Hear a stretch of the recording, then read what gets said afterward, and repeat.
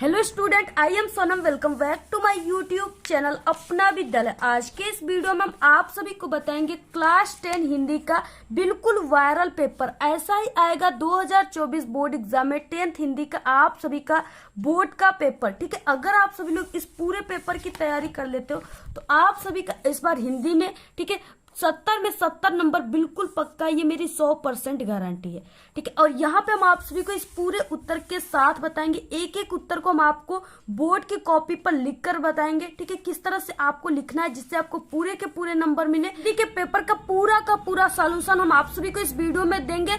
तो आप सभी को सबसे पहले वीडियो को लाइक कर देना है और चैनल पे नए तो आप लोग सब्सक्राइब करके बेल आइकन को जरूर प्रेस कर लें और इस वीडियो को आप लोग बिना स्किप के लास्ट तक देखिएगा, तभी आप सभी को, ठीक है, ये पूरा पेपर समझ में आएगा। और यहाँ पे हम आप सभी को ये जो OMR शीट है इसको भी पूरा भर के सभी आंसर को यहाँ पे बताएंगे। तो सबसे पहले आप सभी को यहाँ पे पेपर में अपना रोल नंबर लिखना है 10 अंकों का और यहाँ पे आपको अपना नाम लिखना है। ठीक है, और यहाँ पे देखिए ये 2024 बोर्ड का हिंदी का बिल्कुल वायरल पेपर है और यहाँ पे जो इस हिंदी के पेपर का संकेतांक है वो 826 DB है। ठीक है, और ये क्या है, काफी वायरल पेपर का संकेतांक है। आपका जो 2024 बोर्ड में आपको हिंदी का पेपर मिलेगा ये वही संकेतांक है। ठीक है, यही संकेतांक का पेपर आपको मिलेगा।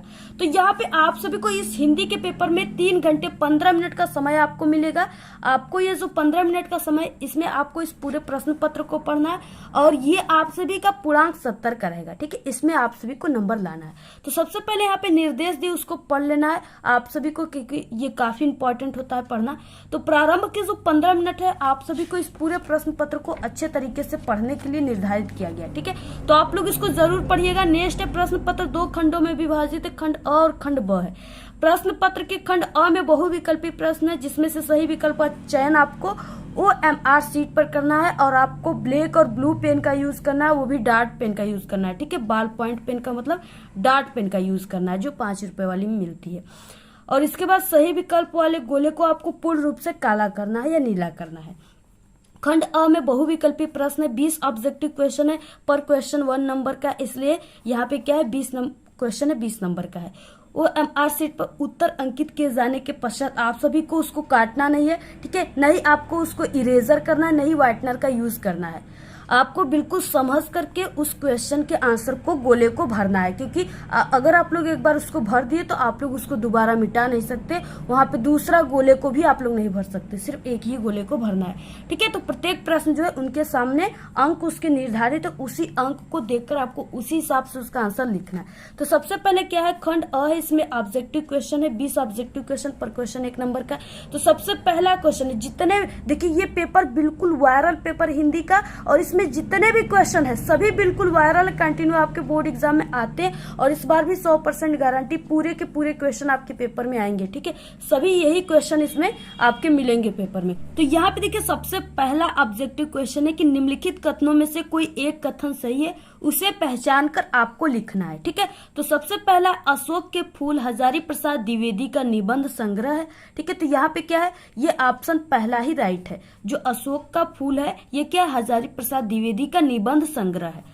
तो यहाँ पे ऑप्शन का राइट है। तो इसको आपको OMR शीट में कैसे भरना है। ठीक है, तो यहाँ पे क्या है, देखिए आपको सबसे पहले इसका संकेतांक लिखना है। पेपर का संकेतांक आपको यहाँ पे मार्का सीरीज में भरना है, यहाँ पे D और B। तो इसमें आपको D भर देना है और इसमें B भर देना है। ठीक है, यहाँ पे हम पेंसिल से भर रहे हैं, आपको इसको पेन से भरना है। और इसके बाद इसमें कहाँ D है आपको उसको कलर करना है। ठीक है, D यहाँ पे था जो मिट किया है, तो यहाँ पे आपको इस तरह से इसको कलर करना है। इसमें B कहाँ पे है तो उस B को आपको भरना है। ठीक है, तो इसमें B यहाँ पे, तो आपको इसको इस तरह से भरना है और आपको ब्लैक पेन से या ब्लू पेन से भरना है। नेक्स्ट है, यहाँ पे आपको अपना साइन कर देना है इस तरीके से। और इसके बाद क्या है, जैसे इस क्वेश्चन में पहले का पहला राइट था तो आपको इस तरीके से, यानी पहले का राइट है, आपको ऐसे गोला रहेगा, यहाँ पे ऐसे आपको गोले को भरना है। ठीक है, इस तरीके से। इसके बाद देखिए नेक्स्ट क्वेश्चन है यहाँ पे दूसरा, घुमक्कड़ शास्त्र के लेखक हैं। घुमक्कड़ शास्त्र ठीक है, इसके लेखक कौन है, ये कृति है, रचना है, इसके लेखक यहाँ पे पूछ रखा है। तो मोहन राकेश है, राहुल संस्कृत्यायन है, या डॉक्टर धर्मवीर भारती है, या अज्ञे है। ठीक है, जिनका पूरा नाम सच्चिदानंद हीरानंद वात्स्यायन अज्ञे जी है। तो यहाँ पे देखिए जो घुमक्कड़ शास्त्र के लेखक है वो राहुल संस्कृत्यायन है। ठीक है, ऑप्शन ख राइट है। देखिए ये जो राहुल संस्कृत्यायन है ये काफी ज्यादा यात्रा करते थे। ठीक है, और यात्रा पे इन्होंने कहानी भी लिखा हुआ है, इसलिए ये ज्यादा घूमते थे, इसलिए ये घुमक्कड़ शास्त्र के लेखक भी इनको कहा जाता था। तो यहाँ पे ठीक है इस तरीके से ऑप्शन ख राइट है। नेक्स्ट है ठूठा आम किसकी रचना है, वेरी इंपॉर्टेंट क्वेश्चन है। ठीक है, तो यहाँ पे देखिए ठूठा आम किसकी रचना है, ऑप्शन क यानी भगवत शरण उपाध्याय का ठूठा आम रचना है। नेक्स्ट क्वेश्चन है चौथा, पानी में चंदा और चांद पर आदमी के लेखक हैं, कौन है, जयप्रकाश भारती हैं, धर्मवीर भारती हैं, या आचार्य रामचंद्र शुक्ल हैं, या प्रताप नारायण मिश्र हैं। ठीक है, तो यहाँ पे पानी में चंदा और चांद पर आदमी के लेखक जयप्रकाश भारती, ऑप्शन क राइट है। नेक्स्ट है यहाँ पे पांचवा, हिंदी की प्रथम कहानी है, कफन है, ममता है, इंदुमती, या इनमें से कोई नहीं। तो अगर यहाँ पे प्रथम कहानी पूछ रखा है, ठीक है, तो यहाँ पे इंदुमती जो है ये क्या है, हिंदी का प्रथम कहानी है। अगर यहाँ पे पूछ रखता कि हिंदी का प्रथम नाटक कौन है, तो वो नहुस है। ठीक है, इसको भी आप लोग याद रखिए, ये भी इंपॉर्टेंट है। तो आप सभी को सभी OMR सेट में ऐसे ही भरते जाना है। ठीक है, जिससे हम आपको फर्स्ट वाला भरकर ऑप्शन बताएं। नेक्स्ट है अंजलि काव्य के रचयिता हैं, वियोगी हरि हैं, राम कुमार वर्मा हैं, विष्णु प्रभाकर है, या राम नरेश त्रिपाठी। तो अंजलि काव्य के जो रचयिता हैं वो डॉक्टर राम कुमार वर्मा हैं, या राम कुमार वर्मा, ऑप्शन ख राइट है।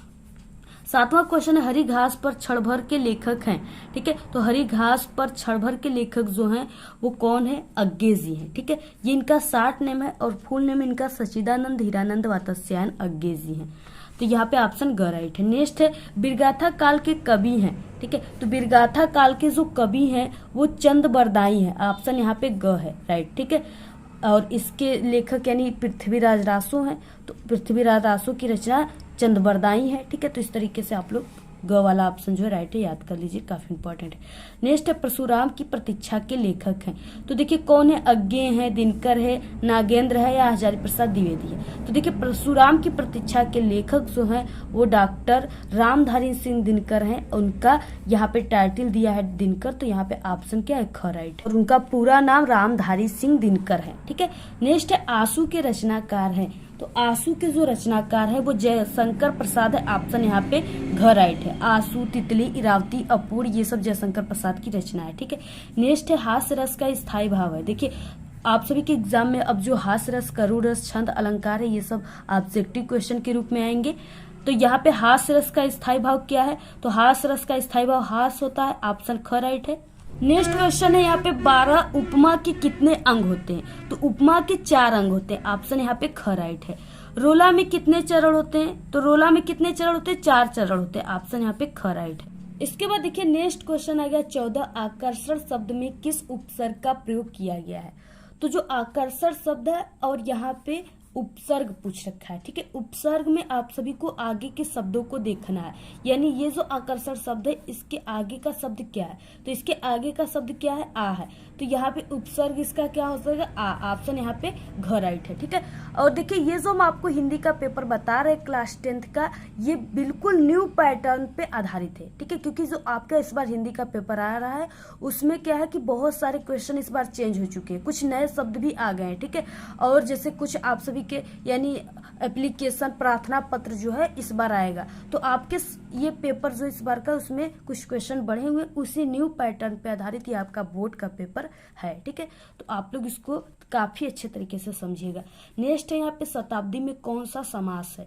देखिए समास पूछ रखा है और यहाँ पे शताब्दी दिया हुआ है। शताब्दी मतलब क्या कि 100 वर्षों का समूह, यानी इसमें क्या है, 100 क्या है, एक संख्या है। ठीक है, 100 क्या है, एक संख्या। और यहाँ पे जहां पर भी संख्या पूछ रखा है यानी संख्या का भेद होता हो वहां पे द्विगु समास होता है। ठीक है, क्योंकि जो द्विगु है ये खुद एक संख्या है, इसमें द्विगु का मतलब 2 गायों का समूह। ठीक है, यानी 2 गाय का समूह, इसलिए यहाँ पे जहां पर जैसे चौराहा हो गया तो उसमें क्या है, 4 राहों का समूह हो गया। ठीक है, तो उसमें द्विगु समास है, यानी जहां पे संख्या का आरोप हो, संख्या का भेद हो, वहां पे द्विगु समास होता है। ऑप्शन करेक्ट है, इसको आप लोग ट्रिक से याद कर लीजिए। ठीक है, जैसे हमने आपको बताया।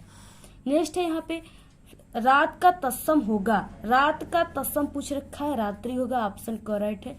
नेक्स्ट है, देखिए अब देखिए आपके एग्जाम में शब्द रूप इस बार इस तरह से ऑब्जेक्टिव क्वेश्चन में दे रहा है, ठीक है। तो ऐसे आएगा तद यानी स्त्रीलिंग शब्द का पंचमी विभक्ति बहुवचन का रूप होगा, तो यहाँ पे ताभ्य होगा, ऑप्शन यहाँ पे करेक्ट है। हम आपको शब्द रूप और विभक्ति वाला जो होता है धातु रूप सभी का हमने ट्रिक बताया हुआ, अगर आप लोग नहीं देखे हो तो आप लोग हमारे चैनल पे, ठीक है, प्लेलिस्ट में देखिए। तो आप लोग यूट्यूब पर सर्च करोगे विभक्ति पहचानने की ट्रिक अपना विद्यालय, तो वहाँ पे हमारी वीडियो आ जाएगी, वहां से आप लोग देख लोगे, ठीक है। और शब्द रूप पहचानने की ट्रिक अपना विद्यालय, तो वहां पे भी हमारी वीडियो आ जाएंगी। तो इस तरह से आपको जो भी वीडियो चाहिए उस टॉपिक का नाम आप लोग लेकर के, ठीक है, और हमारे चैनल का नाम लेकर सर्च कीजिए किसी भी सब्जेक्ट का। हमारे चैनल पे सभी सब्जेक्ट की स्टडी होती है, सभी आपको जो भी ट्रिक और टिप्स चाहिए, सभी विषय में पास होने की ट्रिक या कॉपी लिखने की ट्रिक, क्वेश्चन आंसर की इंपॉर्टेंट, ठीक है, सभी हमारे चैनल पे। आप लोग सिर्फ जो टॉपिक चाहिए उसका नाम और हमारे चैनल का नाम लेकर के आप लोग यूट्यूब पे सर्च करोगे तो वहां पे हमारी वीडियो आ जाएंगी। नेक्स्ट है यहाँ पे 18 वाक्य का वह भाग जो उद्देश्य के बारे में सूचना देता है कहलाता है। अब देखिए ये सब जो शब्द हैं, यहाँ पे 3 शब्द आपके पेपर में इस बार हिंदी में ऑब्जेक्टिव क्वेश्चन में नए आए हैं, ठीक है, ये सब ऑब्जेक्टिव क्वेश्चन नया आया है। तो यहाँ पे देखिए वाक्य का वह सब भाग जो उद्देश्य के बारे में सूचना दे रहा है वो क्या कहलाता है, विधेय कहलाता है, ऑप्शन यहाँ पे करेक्ट है, ठीक है, विधेय। नेक्स्ट है यहाँ पे 19 क्वेश्चन, ये भी नया है, जब वाक्य की क्रिया के लिंग वचन और पुरुष कर्म के लिंग वचन और पुरुष के अनुसार होते हैं तो उसे कहते हैं, ठीक है, तो उसको क्या कहते हैं, देखिए कर्म के अनुसार है तो उसे कर्मणि का प्रयोग कहते हैं, ऑप्शन करेक्ट है।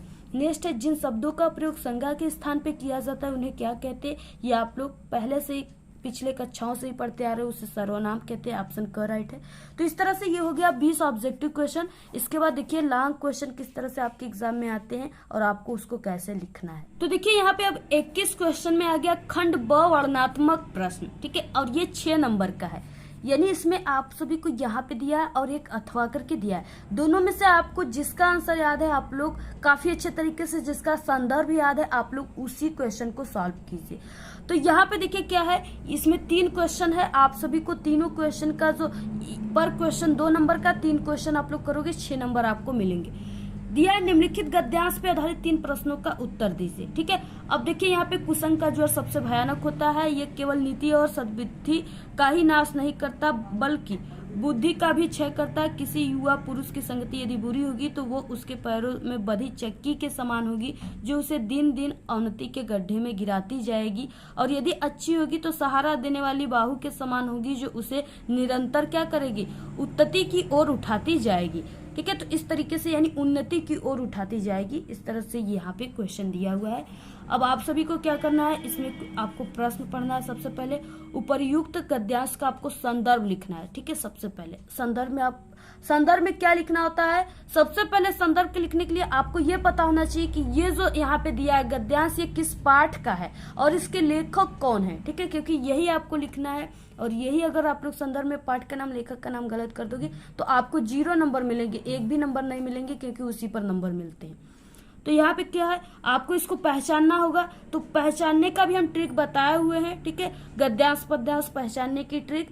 तो आप लोग उस ट्रिक को भी चैनल पे हमारे अपलोड है, आप लोग देख लीजिएगा। और यहाँ पे भी हम आप सभी को बता दें, जैसे यहाँ पे संगति दे दिया, ठीक है, और इस तरह से कुसंग दे दिया, तो आप सभी को क्या होगा, यानी ये जो है ये मित्रता पाठ से है और इसके लेखक जो है इसके लेखक कौन है, आचार्य रामचंद्र शुक्ल है, ठीक है। तो आपको इस तरह से अब आपको संदर्भ कैसे लिखना है, सबसे पहले आपको यहाँ पे खंड ब लिखना है, क्योंकि ये खंड ब के क्वेश्चन आप लोग कर रहे हो।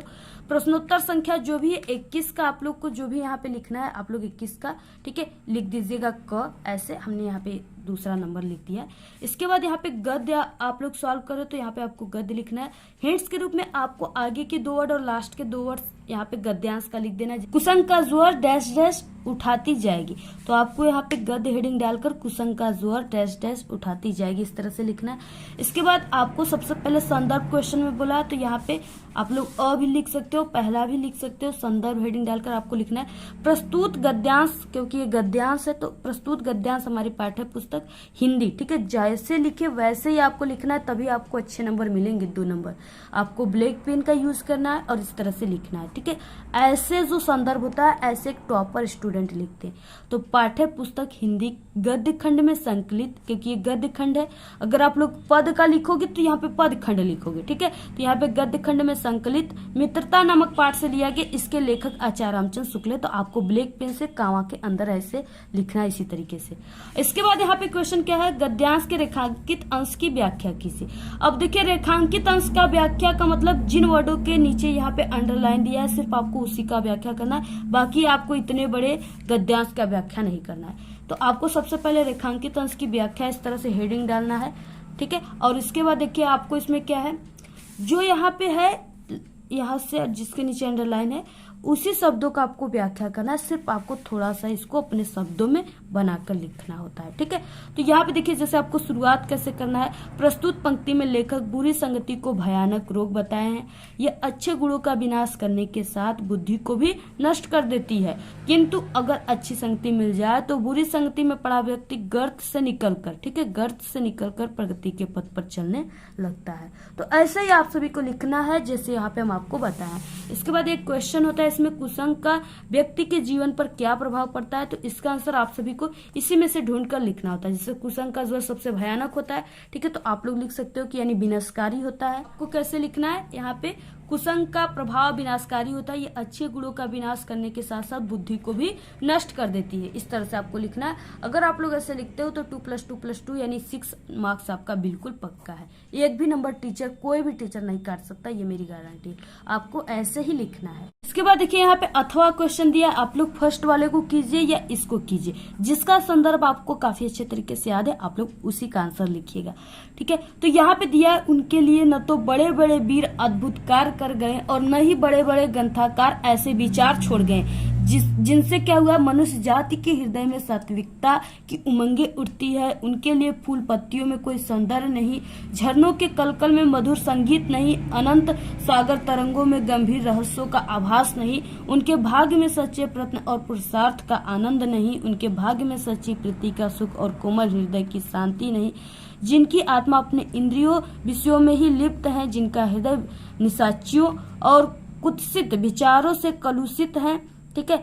ऐसे नाशोन्मुख प्राणियों को दिन दिन अंधकार में प्रतीत होते देख कौन ऐसा होगा जो तरस न खाएगा। उसे ऐसे प्राणियों के साथ न रहना चाहिए, ठीक है। इस तरह से क्वेश्चन दिया है, इसके नीचे 3 क्वेश्चन है, आपको इसका आंसर लिखना है। सबसे पहले आप सभी को इसको पहचानना है ये किस पाठ के है और इसके लेखक कौन है, ठीक है। तो यहाँ पे देखिए ये जो है ये मित्रता पाठ से ही है और इसके लेखक आचार्य रामचंद्र शुक्ल है, और यहाँ पे 2 दे दिया है मित्रता पाठ से ही आप सभी को कंफ्यूजन करने के लिए, ठीक है। और ऐसे ही क्वेश्चन आपके बोर्ड के पेपर में आते हैं। आप लोग सोचते हो कि एक तो मित्रता पाठ का है दूसरा थोड़ी नहीं रहेगा, लेकिन दोनों यहाँ पे मित्रता पाठ का दे दिया, ठीक है। अब आपको देखिए इसमें गद्यांश का संदर्भ में आपको वही लिखना है, यानी इसमें आप सभी को वही लिखना है। प्रस्तुत पद्यांश हमारी पाठ्य पुस्तक हिंदी के गद्य खंड में संकलित मित्रता नामक पाठ से लिया गया है। इसके लेखक आचार्य रामचंद्र शुक्ल हैं, ठीक है। और इसके बाद रेखांकित अंश की व्याख्या में आपको यहाँ से लिखना है, यानी जिनकी से लेकर के खाएगा यहाँ तक आपको इसकी व्याख्या करना है। तो आप सभी को रेखांकित अंश की व्याख्या हेडिंग डालना है और यहाँ से लेकर के यहाँ तक के, ठीक है, शब्दों का आपको व्याख्या करना है। तो यहाँ पे क्या हो जाएगा, हम यहाँ पे आपको बोल देते हैं, ठीक है, समझा देते हैं, आप लोग इसको नोट कर लीजिएगा।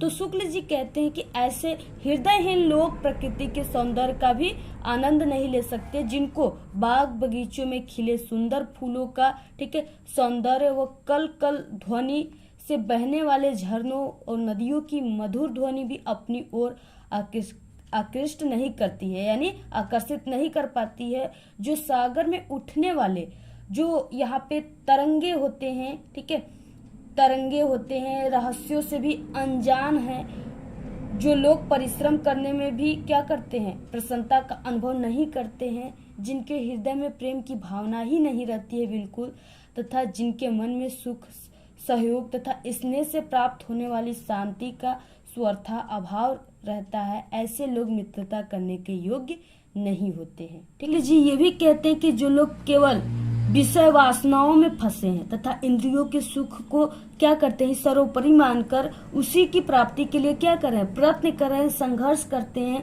जिनका हृदय गंदे व घृणित विचारों से सदैव युक्त रहता है। ऐसे लोग दिन प्रतिदिन अपने बुरे विचारों व बुरे आचरण के कारण विनाश की ओर अग्रसर होते हैं। ठीक है, यानी विनाश की हो जाता है तथा अवनति व अज्ञान के दलदल में फंसकर नष्ट हो जाते हैं, जिन्हें देखकर सभी को उन पर दया आती है। ठीक है, यानी कि यहाँ पे तरस न खाए, यानी दया आती है।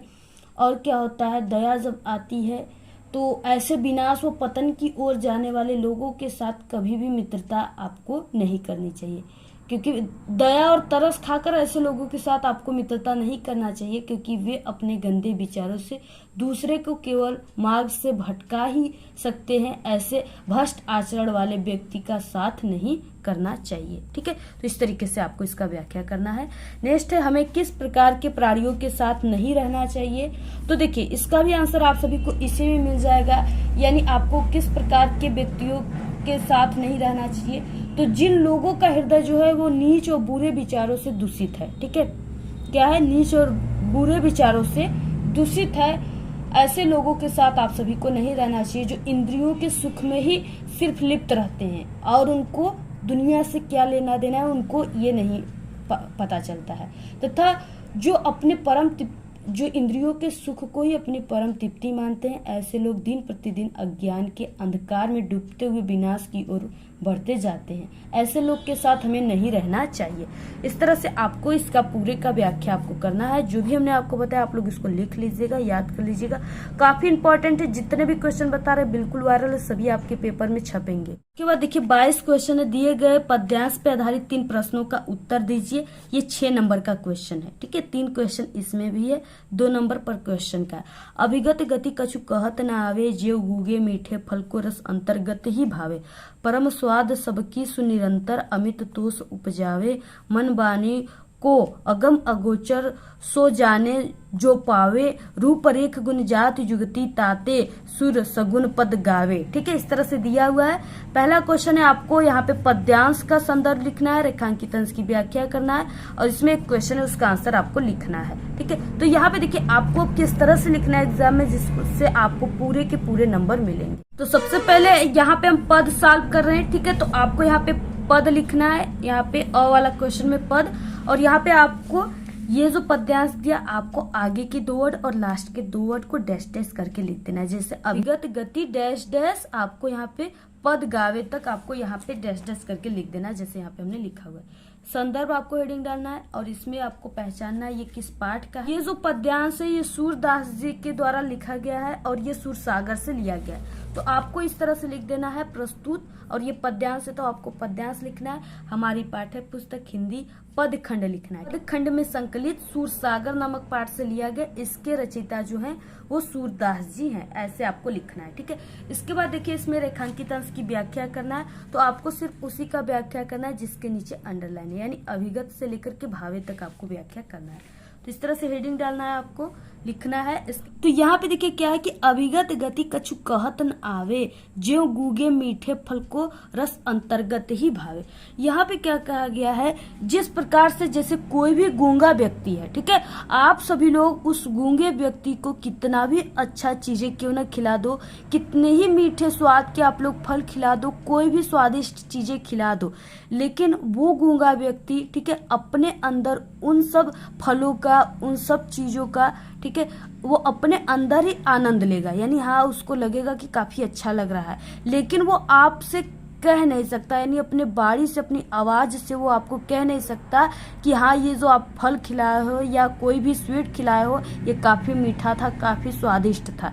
ठीक है, ये वो क्या है, वो अपने बाड़ी से उसको व्यक्त नहीं कर सकता, सिर्फ वो अपने अंदर ही अंदर वो चीजों को खाकर वो प्रसन्न हो जाएगा।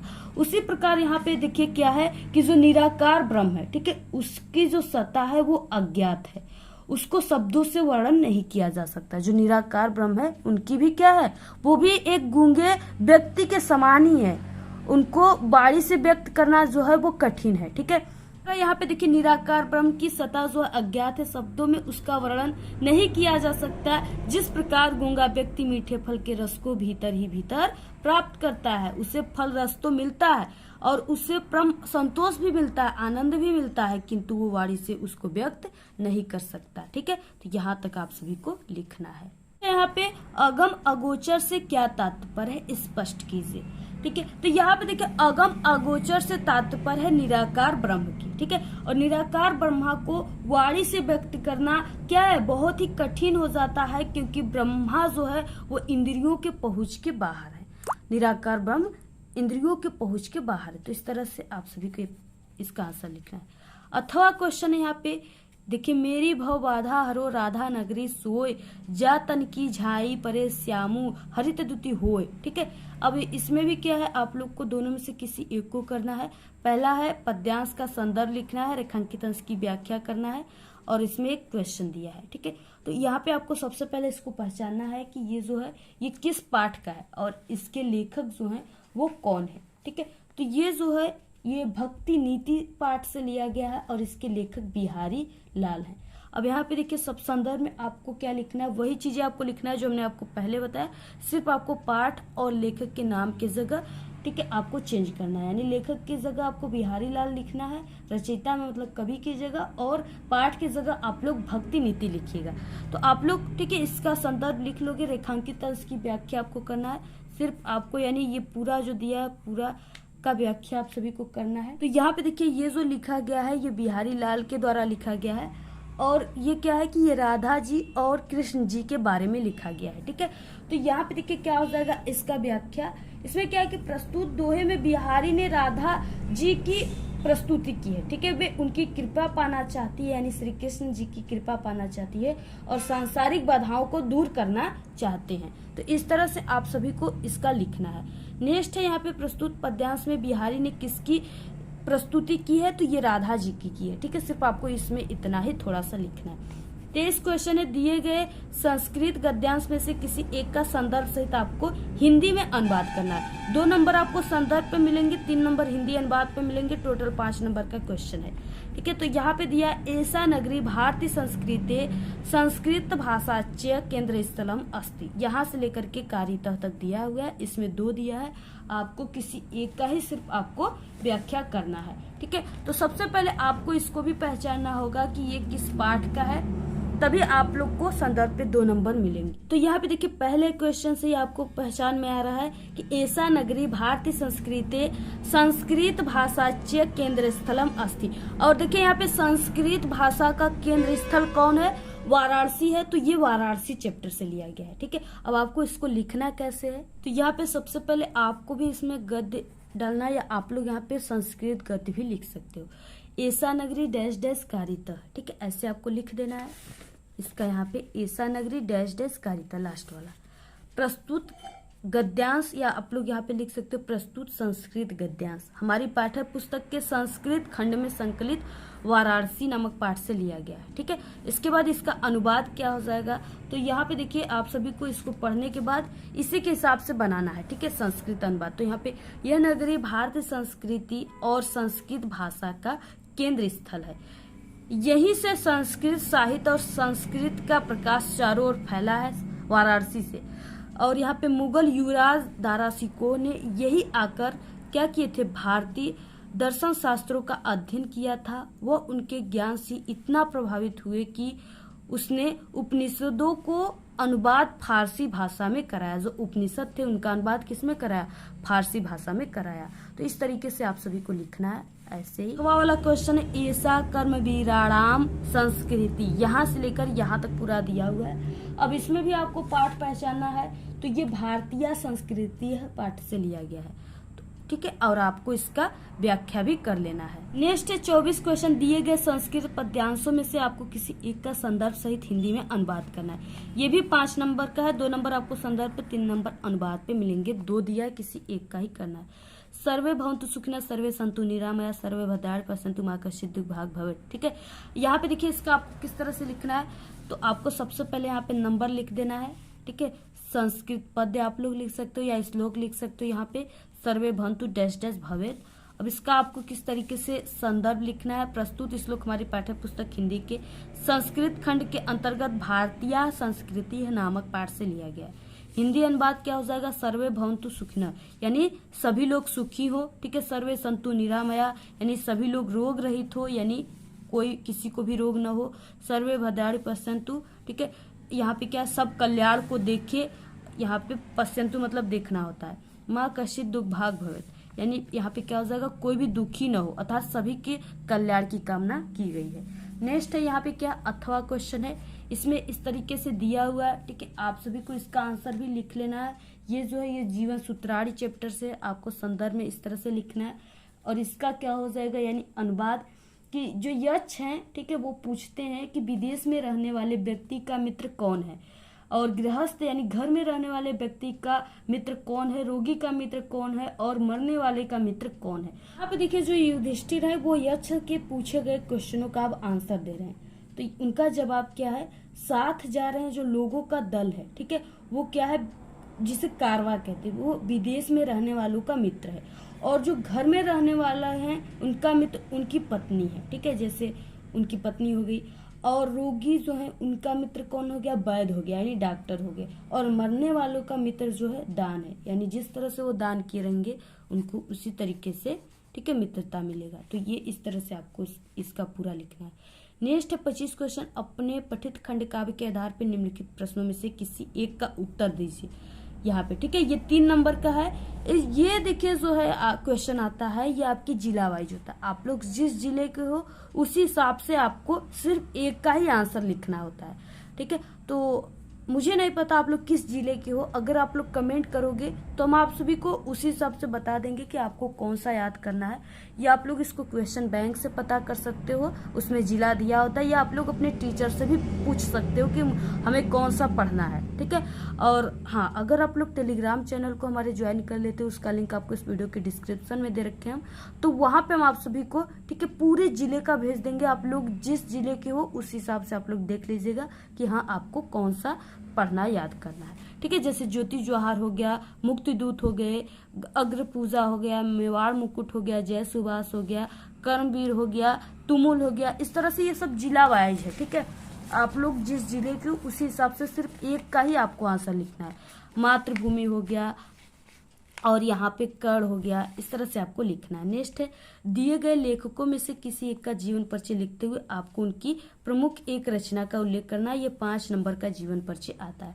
तो सबसे पहले आचार्य रामचंद्र शुक्ल हैं, जयशंकर प्रसाद है, डॉक्टर राजेंद्र प्रसाद है। तीनों में से आपको किसी एक का ही लिखना है। तरीके से आप सभी को पूरा लिखना है। यहाँ पे आप लोग बॉक्स बना लीजिए, ठीक है, और इसी हिसाब से आप लोग ऐसे जीवन परिचय हेडिंग डालकर लिख लीजिएगा, ठीक है। हिंदी के प्रमुख साहित्यकार आचार्य रामचंद्र शुक्ल का जन्म 1884 ईस्वी में बस्ती जिले के अगोना नामक गाँव में हुआ था। इनके पिता का नाम चंद्रबली शुक्ल था तथा माता का नाम विभासी था। इनकी प्रारंभिक शिक्षा जो है वो हमीरपुर में हुई थी। और 1921 ईस्वी में मिर्जापुर के मिशन स्कूल से इन्होंने हाई स्कूल की परीक्षा उत्तीर्ण की थी। और गणित में कमजोर होने के कारण इंटर की परीक्षा नहीं दे सके। कुछ दिनों तक ये नागरिक परिचारिका सभा पत्रिका का संपादन भी किया था। स्वास्थ्य का दौरा पड़ने के कारण 1941 में इनका निधन हो गया। मुख्य रचनाएं चिंतामणि, त्रिवेणी, रश्मिमांसा आदि, ठीक है। इस तरह से आप सभी को पूरा ऐसे लिखना है, यहाँ पे बॉक्स बनाकर लिखना है। दूसरा देखिए जयशंकर प्रसाद है, इनका भी आपको इस तरह से लिखना है, ठीक है। आपको इस तरह से बॉक्स बनाकर ऐसे ही आपको लिखना है। जयशंकर प्रसाद का जन्म काशी की एक प्रतिष्ठित वैश्य परिवार में सन 1889 ईस्वी, या आप लोग यहाँ पे 90 भी लिख सकते हो, में हुआ था। इनके पिता का नाम देवी प्रसाद तथा माता का नाम मुनि देवी था। बचपन में ही पिता की मृत्यु हो जाने के कारण जयशंकर प्रसाद की प्रारंभिक शिक्षा घर पर ही इन्होंने हिंदी, संस्कृत, उर्दू, फारसी भाषा का गहन अध्ययन किया। इनका बचपन तो सुख से बीता, किंतु बाद में इनको अत्यधिक कठिनाइयों का सामना करना पड़ा। इनका जीवन बड़ा ही संघर्षशील था।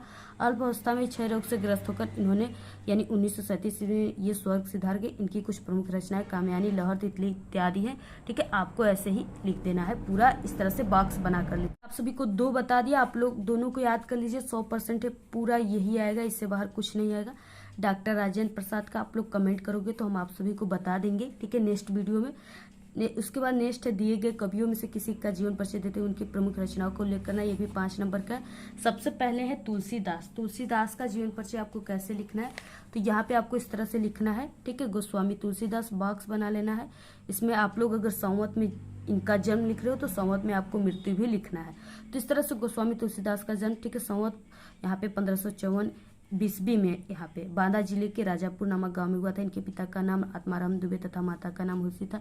इनका बचपन का नाम राम बोला था क्योंकि ये बचपन में इनके मुख में कुछ दांत पाए गए थे, ठीक है, और ये जन्म लेते ही राम का नाम बोल दिए थे, इसलिए इन्हें तुला राम या राम बोला कहा जाता है। ये सर्व प्रारंभ ब्राह्मण थे। इनके माता पिता इनको बचपन में ही त्याग दिए थे। तब ये स्वामी नरहरि दास इनके गुरु हैं, ठीक है, उन्होंने ही इनका पालन पोषण किया था। इनका विवाह जो हुआ था वो रत्नावली के साथ हुआ था। ये अपनी पत्नी के प्रेम पास में बहुत अनुरूप रहते थे, अपने पत्नी से बहुत प्रेम करते थे, उसके प्रेम में ही लीन रहते थे, ठीक है। तो पत्नी ने क्या किया, एक बार डांट लगा दी, फटकार लगा दी, जिससे इनके मन में वैराग्य उत्पन्न हो गया और ये पत्नी की प्रेम को छोड़ करके ये क्या हुए, वैराग्य में, ठीक है, इनका मन लगने लगा। और जो ये सबसे अधिक वैराग्य के समय अपना समय व्यतीत किए थे वो काशी में किए थे, ठीक है। ये काशी चले गए। इनका जीवन जो है काशी, अयोध्या और चित्रकूट में अधिक बीता। इनकी मृत्यु संवत 1680 गंगा के तीर, ठीक है, सावर शुक्ला सप्तमी तुलसी जो शरीर, तो इस तरह से दोहा भी कहा गया। तो यहाँ पे संवत 1680 बीसवीं काशी के 80 घाट पर हुई थी। इनकी रचनाएं रामचरितमानस से, विनय पत्रिका है, गीतावली है, इस तरीके से आपको लिख देना है। ये दोनों जीवन परिचय हम पहले से बता चुके, आप लोग प्लेलिस्ट में जाकर हमारे चैनल पे विजिट करके देख लीजिए। 2 नंबर का आ रहा है 27 नंबर पे, अपनी पाठ्य पुस्तक में से कंठस्थ कोई एक श्लोक आपको लिखना है जो इस प्रश्न पत्र में न आया हो, ठीक है। तो आपको संस्कृत के 3 श्लोक को याद करना है, जिसमें से 2 श्लोक आपके पद में आ जाएंगे उसका अर्थ लिखने के लिए, तो वो आपको नहीं लिखना है, जो नहीं आया रहेंगे उसी को आपको लिखना है। 4 लाइन का 2 नंबर का है। नेक्स्ट निम्नलिखित में से किन्हीं आपको 2 प्रश्नों का उत्तर देना है। संस्कृत के प्रश्न है, यहाँ पे 2 नंबर में है। तो देखिए सबसे पहले आप सभी को यहाँ पे सिर्फ 2 ही का ही आंसर देना है। किस तरह से, यहाँ पे हम चारों क्वेश्चन का आंसर आप सभी को बता देते हैं। पहला क्वेश्चन है वाराणसी किमर्थ प्रसिद्ध, ठीक है, यानी वाराणसी क्यों प्रसिद्ध है। तो इसका आंसर क्या हो जाएगा, यहाँ पे वाराणसी विद्या दर्शन साहित्य धर्म, ठीक है, कला शिल्पार्थ के लिए वो प्रसिद्ध है, ठीक है। तो यहाँ पे प्रसिद्धा आसित, इस तरह से हो जाएगा। नेक्स्ट है अलछेंद्र क आसित, तो यहाँ पे हो जाएगा अलछेंद्र यवन देश से राजा आसित, या आप लोग इस तरह से लिख सकते हो अलछेंद्र यवन राजा आसित, ठीक है। इसके बाद नेक्स्ट यहाँ पे नागरिक किमर्थ लज्जित अभवत, तो यहाँ पे नागरिक ग्रामीण से पहली काया उत्तरम दान तु न, ठीक है, अस्कनोत अतः स लज्जित अभवत। इसके बाद नेक्स्ट है यहाँ पे चंद्रशेखर का आसित, तो यहाँ पे चंद्रशेखर एक प्रसिद्ध क्रांतिकारी देशभक्त आसित। तो इस तरह से आपको चारों क्वेश्चन का स्क्रीनशॉट ले लीजिए, काफी इंपॉर्टेंट है, जरूर ये क्वेश्चन आएंगे, आप लोग जल्दी से तैयार कर लीजिए। उसके बाद नेक्स्ट क्वेश्चन है 29 निम्नलिखित में से आपको किसी एक विषय पर निबंध लिखना है, और ये 7 नंबर का इस बार कर दिया गया निबंध। इसमें 4 दिए, सिर्फ आपको किसी एक पर ही लिखना है। पहला है बेरोजगारी एवं अभिशाप पे निबंध, काफी इंपॉर्टेंट है। इसके बाद सबसे इंपॉर्टेंट है पर्यावरण प्रदूषण, ये जरूर आएगा, ये बिल्कुल लिखित है कि ये जरूर आएगा, 100% है कि ये जरूर आएगा, ये हर साल आता है। पर्यावरण प्रदूषण पे, ठीक है, विज्ञान अभिशाप या वरदान पे, परहित सरिस धर्म नहीं भाई पे। तो यहाँ पे 2 काफी इंपॉर्टेंट है ये दोनों, इसका हम आपको आंसर बता देते हैं। तो यहाँ पे देखिए आपको ऐसे लिखना है, पहले से हम बता चुके इसको। तो इस तरह से आपको नंबर लिखने हुए बाद पर्यावरण प्रदूषण रूपरेखा में आपको, यानी आप लोग इस जो भी ये निबंध है इसके बारे में जो भी आप लोग हिंट्स लिखोगे, हेडिंग लिखोगे, वही आपको रूपरेखा में लिखना होता है। तो यहाँ पे प्रस्तावना सभी निबंध में होते हैं और एक लास्ट हेडिंग उपसंहार होता है, और बाकी ये जो सब हेडिंग है बीच के वो इस यानी जो आप लोग निबंध लिख रहे हो उसके अंतर्गत होते हैं। तो यहाँ पे प्रस्तावना, प्रदूषण के प्रकार, पर्यावरण प्रदूषण का कारण, प्रदूषण को रोकने का उपाय, उपसंहार। तो इस तरह से आपको प्रस्तावना हेडिंग डालकर आपको लिखना कैसे, ऐसे लिखना है, ठीक है। विश्व में तेजी से बढ़ती जनसंख्या पर्यावरण प्रदूषण का कारण है। प्रदूषण का अर्थ स्वच्छ वातावरण में ही जीवन का विकास संभव है। अपने आसपास का वातावरण दूषित हो जाना ही प्रदूषण कहलाता है। इसके बाद प्रदूषण के प्रकार आपको लिखना। आज के वातावरण में प्रदूषण निम्न रूपों में दिखाई पड़ता है। तो किन किन रूपों में दिखाई पड़ता है, वायु प्रदूषण, जल प्रदूषण, ध्वनि प्रदूषण, रासायनिक प्रदूषण। अब आपको जो प्रदूषण है उसी को हेडिंग डालकर उसके अंतर्गत आपको अपने शब्दों में बनाकर लिखना होता है। जो भी आप लोग अपने आसपास वातावरण में देख रहे हो वही चीजें आप सभी को लिखना है। देखिए हम आप सभी लोगों के लिए इतना मेहनत कर रहे हैं, पूरे के पूरे हिंदी के पेपर का आंसर आप सभी को दे रहे हैं। ऐसा आपको पूरे यूट्यूब पर कोई भी नहीं बताता है, ठीक है। तो आप लोग इस वीडियो को प्लीज़ अपने सभी दोस्तों में ज़रूर शेयर कीजिएगा, क्योंकि इस पेपर में जितने क्वेश्चन है सभी वायरल है, सभी आपके एग्जाम में 101% गारंटी पक्का आएगा। तो आप लोग अपने सभी दोस्तों में शेयर कीजिएगा और कम से कम इस वीडियो पे, ठीक है, 1000 लाइक जो है ज़रूर होना चाहिए, क्योंकि हम इतना मेहनत किए तो आप लोग भी, ठीक है, आप लोग भी कर सकते हो। हम सभी लोगों के लिए इतना मेहनत किए तो आप लोग भी थोड़ा सा हेल्प कर सकते हो। आप लोग इस वीडियो को शेयर कर दीजिए, सभी दोस्तों में ज़रूर कर दीजिएगा, ठीक है। और ऐसे हम सभी सब्जेक्ट का पेपर बता चुके वायरल, आप लोग प्लेलिस्ट भी हम बना दिए हैं, आप लोग प्लेलिस्ट से जाकर चैनल पे देख लीजिएगा। और इस वीडियो के लास्ट में भी हम उस वीडियो का प्लेलिस्ट लगा देंगे, उस पर क्लिक करके आप लोग देख लीजिएगा। तो देखिए, वायु प्रदूषण में विशेष प्रकार की गैसें अपने विशेष अनुपात में उपस्थित होती है, ठीक है। जीवधारी अपनी क्रिया में ऑक्सीजन में कार्बन डाइऑक्साइड का उपयोग करते हैं। मानव अपनी आवश्यकता के कारण वायु को प्रदूषित कर रहा है। इसको हमने काफी अच्छे तरीके से समझा कर बताया है। पर्यावरण प्रदूषण पे निबंध आप लोग सर्च करोगे तो वहाँ पे हमारी वीडियो आ जाएंगे, उसको आप लोग देखकर क्लियर कर लीजिएगा। यहाँ पे काफी ये वीडियो लंबी हो जाएगी, इसलिए हम आपको काफी शॉर्टकट में ही बता दे रहे हैं। जल प्रदूषण, जल का हमारे जीवन में सबसे महत्वपूर्ण योगदान है, क्योंकि जल ही जीवन है। गांव गांव में जो टंकरे आते हैं उसके पीछे लिखा होता है, आप सभी लोग भी पढ़े होंगे, ठीक है। जल ही जीवन है। जल में कुछ तत्व जैसे खनिज लवण, कार्बनिक गैसें आदि का अधिक मात्रा हो जाने के कारण क्या होता है, जल प्रदूषित हो जाता है। देखिए, ध्वनि प्रदूषण हो गया। ध्वनि प्रदूषण जो वो आज की एक नई समस्या, इसे वैज्ञानिक व्यक्ति ने पैदा किया है। जैसे मोटर कार, ट्रेन, कारखानों, मशीनों, लाउड स्पीकर आदि से ध्वनि प्रदूषण जो है वो बढ़ रहा है। रासायनिक प्रदूषण में क्या है, ये भी आधुनिक है, ये कृषि से ज्यादातर ये उत्पन्न हो रहा है, ठीक है। आज की आधुनिक खेती से रासायनिक प्रदूषण काफी तेजी से बढ़ रहा है।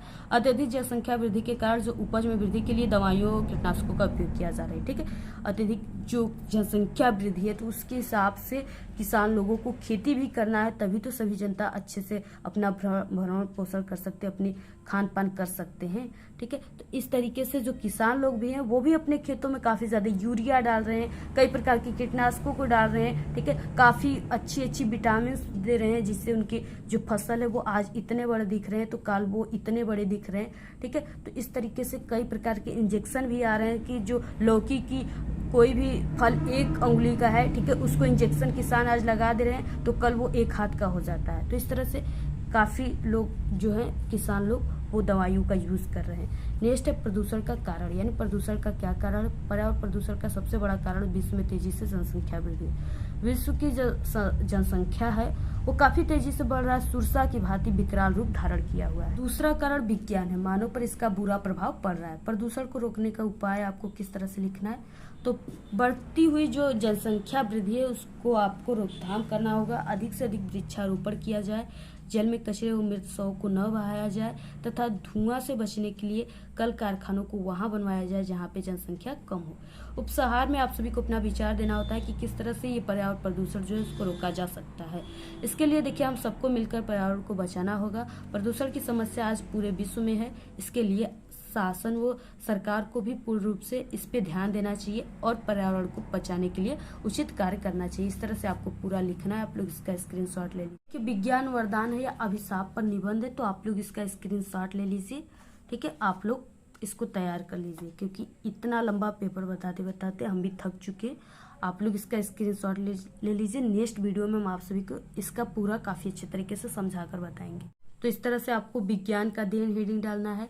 विज्ञान का अध्ययन क्या क्या है, परिवहन के क्षेत्र में, संचार के क्षेत्र में, दैनिक जीवन के क्षेत्र में, चिकित्सा के क्षेत्र में। तो इस तरह से आप सभी को पूरा ऐसे ही लिखना है। इसके बाद लास्ट में आपको विज्ञान वरदान है, अभिशाप, इसको सिद्ध करना है।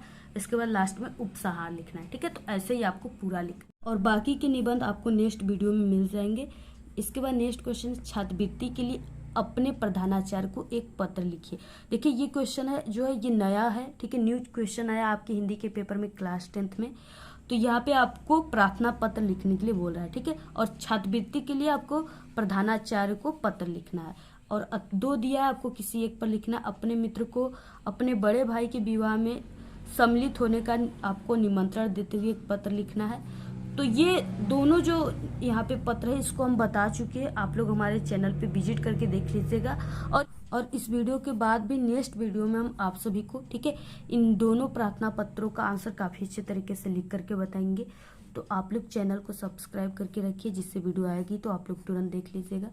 तो आज के इस वीडियो में सिर्फ इतना। ये जो पेपर था हिंदी का बिल्कुल वायरल था, आप लोग इसको तैयार कर लीजिएगा। आप लोग अगर इसको तैयार कर लिए तो आपका 70 में 70 नंबर पक्का है। इससे पहले भी हमने हिंदी के 3 मॉडल पेपर को बता चुका है वायरल, उसको भी आप लोग देख लीजिएगा, क्योंकि आप लोग उसको तैयार करोगे, इस पेपर को तैयार करोगे, यानी कम से कम आप लोग जो 4 पेपर हम आपको इस चैनल पे बताएं पूरे को तैयार करना है। और जितने भी हिंदी के ऑब्जेक्टिव क्वेश्चन और जो गद्यांश पद्यांश से बताएं उसको भी तैयार करना है, ठीक है। और कुछ प्रीवियस ईयर्स पेपर को भी तैयार करना है, तब जाकर आपका हिंदी में 70 में 70 नंबर आएगा, ठीक है। तो आप लोग सभी को तैयार करोगे तभी आपका 70 में 70 नंबर आएगा। तो इस तरह से आप लोग तैयार कर लीजिए। ऐसे ही हमारे चैनल पे सभी सब्जेक्ट का पेपर आ चुका है, आप लोग सभी को देख लीजिए और इस वीडियो को शेयर कीजिए। और अगर आपको इसका PDF चाहिए तो आप लोग हमारे टेलीग्राम चैनल को ज्वाइन कीजिए, उसका लिंक आपको इस वीडियो के डिस्क्रिप्शन में दे रखे हैं, वहां से आप लोग ज्वाइन कीजिए। तो आज के इस वीडियो में सिर्फ इतना ही। आपको ये वीडियो कैसा लगा? अगर वीडियो पसंद आए तो एक बड़ा सा लाइक कर दे, चैनल पे नए तो सब्सक्राइब करके बेल आइकन को जरूर प्रेस कर दे। और आप लोग इस वीडियो को अपने सभी दोस्तों में शेयर कीजिए। और हमारे चैनल पे क्लास 10th के बोर्ड एग्जाम की तैयारी कराई जाती है सभी सब्जेक्ट की। अगर आप लोग अभी तक हमारे चैनल पे विजिट नहीं किए तो एक बार आप लोग हमारे चैनल पे विजिट जरूर करें। Thanks, all the very best, bye bye.